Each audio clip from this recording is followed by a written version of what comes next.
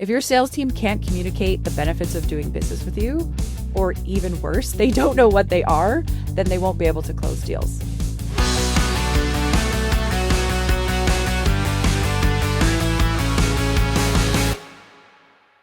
Welcome to Driving Growth, the go-to-market podcast for traditional businesses that are looking to build systems that create predictable revenue. In short, turning their company into a revenue factory. I'm your host, Steve Whittington, president of Roadmap, and a believer in one simple truth. Sustainable growth is not an accident. It's engineered. And my company, Roadmap, is a builder of go-to-market systems. In my role, I'm looking at 15, 30 different B2B websites a week. And I often see kind of the same three things. Best in class service, people first culture, trusted partner, we understand X beat industry, that sort of stuff. And they all kind of blend together and sound alike. And then the problem with that is when that starts to happen, the only thing that really differentiates you is price. So today I'm sitting down for a masterclass with Jennifer Thompson. She leads the brand strategy portion of our work here at Roadmap. She's going to break down what real differentiation looks like, what real brand positioning looks like for B2B companies that are unfortunately leaving serious revenue on the table because their brand doesn't say anything. She spent her career helping B2B companies figure out what their positioning needs to be, what they stand for, and more importantly, how to say it in a market message that resonates with their buyers and helps their buyers choose them over the competition. Her work isn't about logos and colors, none of that stuff, none of that fluffy stuff. It's about commercial strategy. It's about how do they actually get a message that matters across to their buyers. So today we're going to dig into why most B2B positioning fails, what companies can do to do something about it, and what revenue leaders need to do today. Jennifer, welcome to the show. Hi, thanks for having me. Okay, Jennifer, you heard me rant about how there's so much sameness in the messaging in B2B. And what is going on? Why is that happening? Why is there no differentiation in the positioning that these folks are putting out there into the world? So what's happening is that companies are describing what they do on their website, or there might be some vague benefit like first-in-class services or first-in-class service. But what they're not doing is talking about the pain points that they solve or any sort of unique benefit that they can provide to their customers. They're talking about features, maybe company values, instead of talking about outcomes or buying motivations. So then what happens is everyone just starts to say the same thing. And there's little reason to pick you over a competitor if you're selling the same thing with the exact same features. And like you said, this leaves price as one of the only deciding factors. And then it starts to become a race to the bottom. And then it can really slow down your sales process too. Because if your sales team can't clearly communicate what makes you different or better than your competitor, it's going to be harder and take longer to close deals. And why wouldn't it be? You're just one option in a sea of similar products. And so your sales rep have to work twice as hard because your brand isn't doing any of the work up front. Okay. We'll get back to the show in just a moment. Revenue leaders are under more pressure than ever. Growth from the top, utilization from the bottom. That is why we launched the Growth Table, which gives you, a revenue leader, a trusted group of peers who get it and help you work through the challenges that you're facing. Go to roadmapagency.com/the Growth Table. Link in the notes. Apply today. So by not figuring out that message and that positioning, it's creating, like right at the start, it's creating a real sales productivity problem. Yeah, absolutely. If your sales team can't communicate the benefits of doing business with you, or even worse, they don't know what they are, then they won't be able to close deals. Okay. So how do we fix this? What do we do? And I know you do this like with all our customers, or with the ones that actually sign on for this work is most accurate. What do you do when we encounter a B2B company and we need to create that real differentiation? So what's the process? Right. So before we even go to a brand workshop, we first need to understand their customers and the competitive landscape. So ideally, that starts with customer interviews. Right. Even simple questions like, why did you choose to buy from this company can start to really uncover the pain points that customers were trying to solve and why they went to that company and how their product or service addressed those pain points. And if not, we even just ask them directly, what's the biggest challenge your business is facing right now? Then what you need to do is understand the customer pain points and then map them to how your product or service solves them. And that's a really strong foundation for your value proposition. And it can be even stronger when you can solve those problems in a way that a competitor can't. Right. So once we've understand the pain points and the solutions, we need to position them in the market and then communicate them really clearly. Customer perception matters just as much as your capability. It's because your positioning needs to not only answer how you solve a problem, but why your customers should believe that you can solve it better than anyone else. So we ask questions like, what does this company offer that nobody else does? Or even what words come to mind when you think of this company? And that starts to reveal how the customers see the business and what they believe makes them unique. Because often we found companies might want to be known for one thing or think that they're known for one thing, but customers are loyal and buying from them for a completely different reason. And then so there's that like messaging disconnect. Can you give an example of that, or like something on the court, like, like you're doing this work and the company has this message in the world, and you're like uncovering this is what's really, really what the customers perceive them as?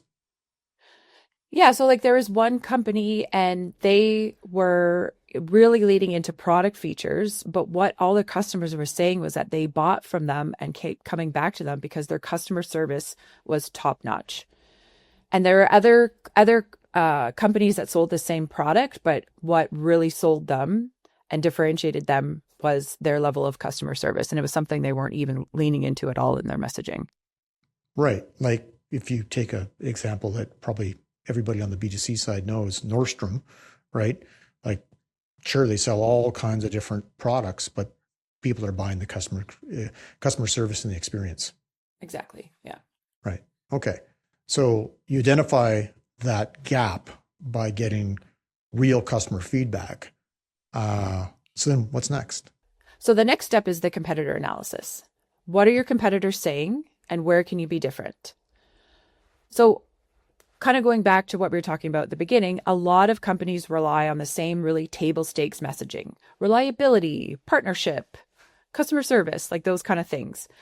And they're important, but they're expected. And it doesn't Right. create any sort of differentiation. So then the market becomes really crowded with brands that are all just saying the exact same thing. Right. Yeah. We also see companies making claims without connecting them to outcomes. You could say you offer a tailored solution, but what does that really mean practically? Customers want to know what that means for their business and the result or benefit it's going to give them.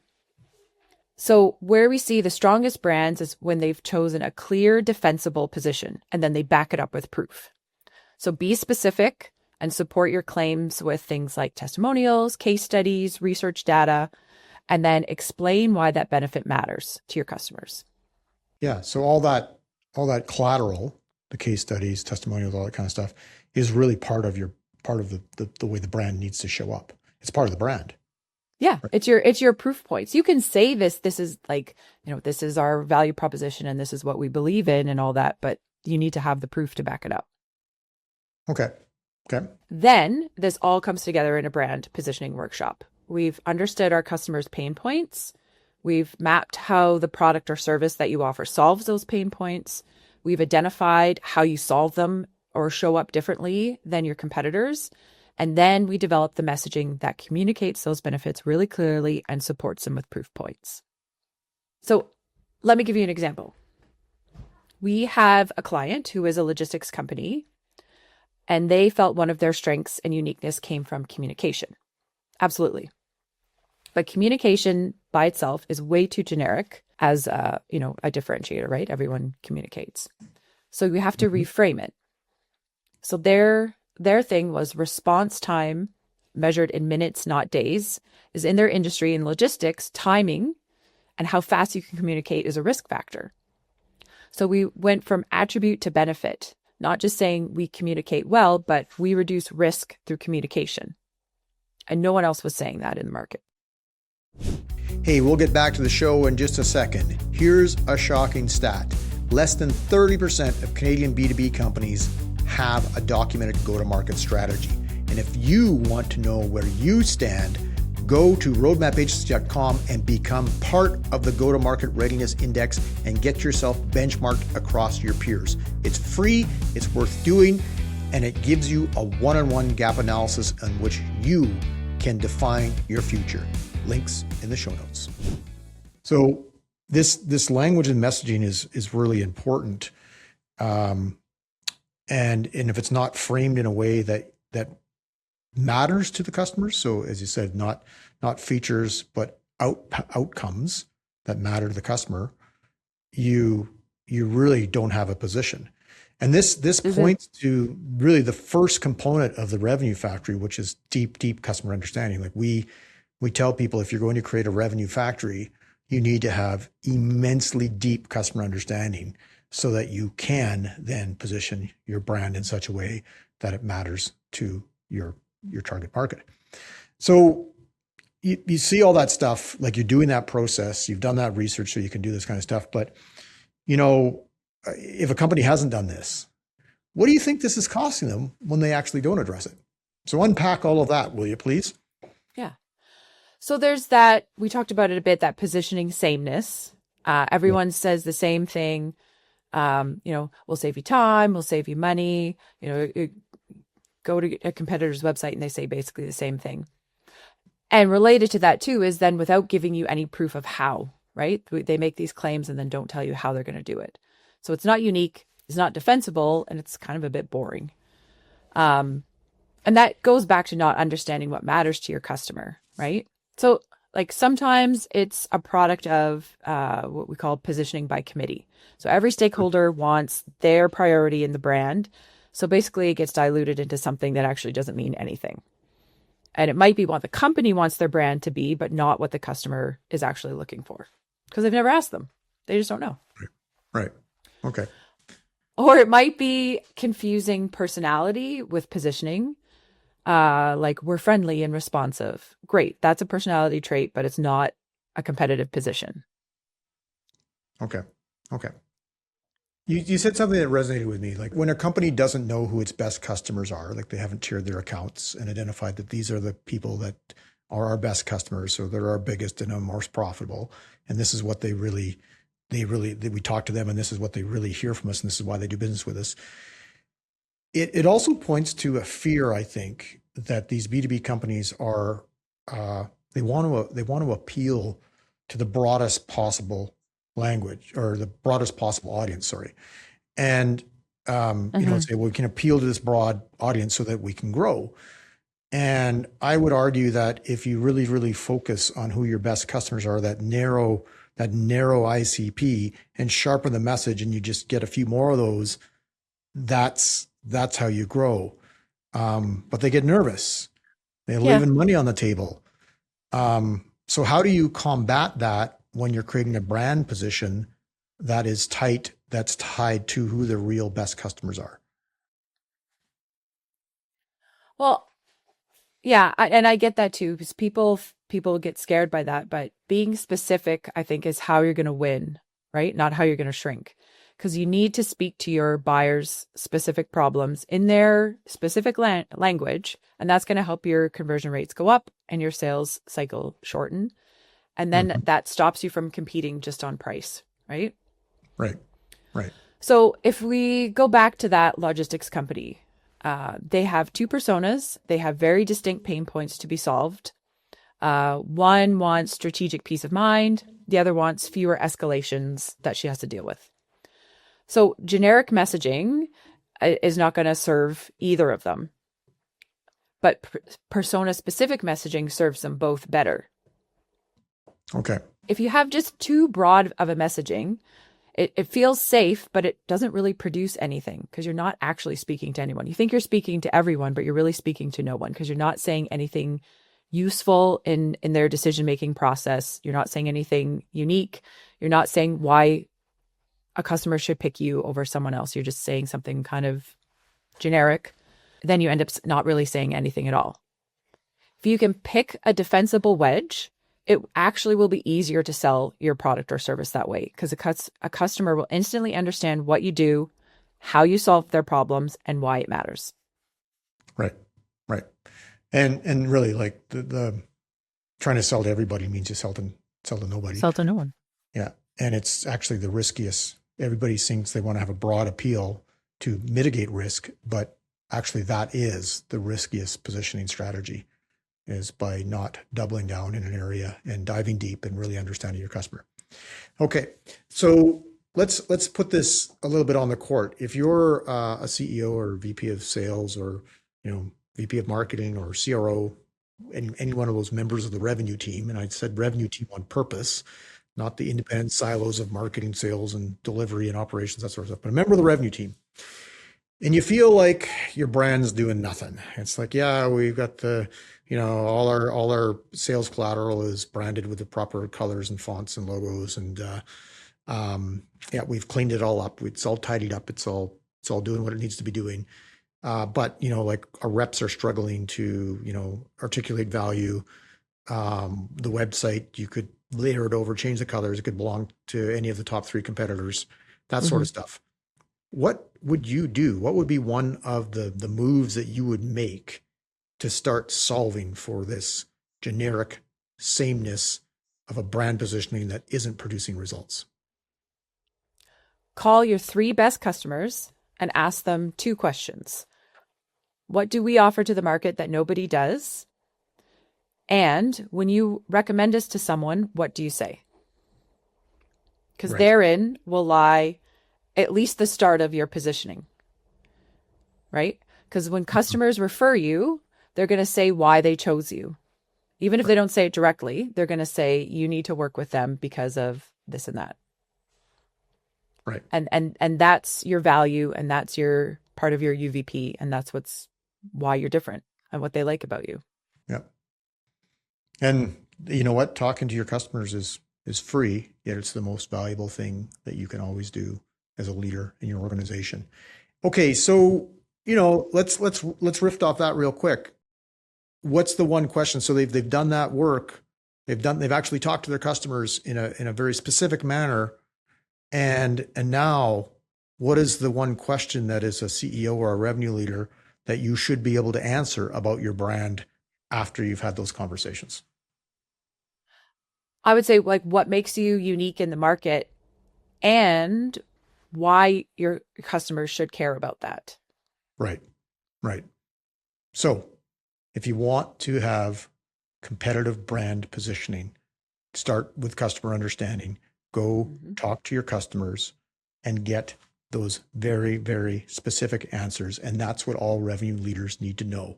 What makes you unique in the market? Why do you choose us? And what it is that you do that impacts that customers care about. And really start with that. Jennifer, thanks for being on the show. Thanks for sharing your insights about brand positioning. It's what every B2B brand needs to do today. I agree. Here's what I want you to take away from this conversation.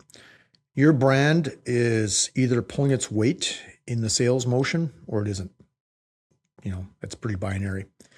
And if it isn't, your reps have to over-explain what makes you different every single time, starting from scratch. And that means your brand isn't working.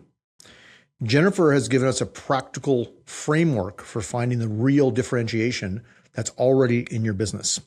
It's already there.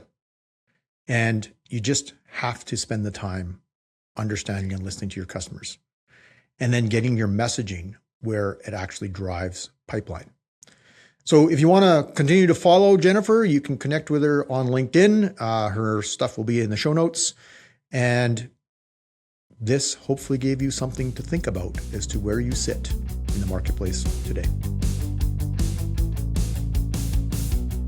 If this resonated with you, download the Revenue Factory Toolkit at roadmapagency.com/resources and subscribe wherever you get your podcasts. New episodes drop the first and third Wednesday of every month. I'm Steve Whittington. Keep building your revenue factory one brick at a time.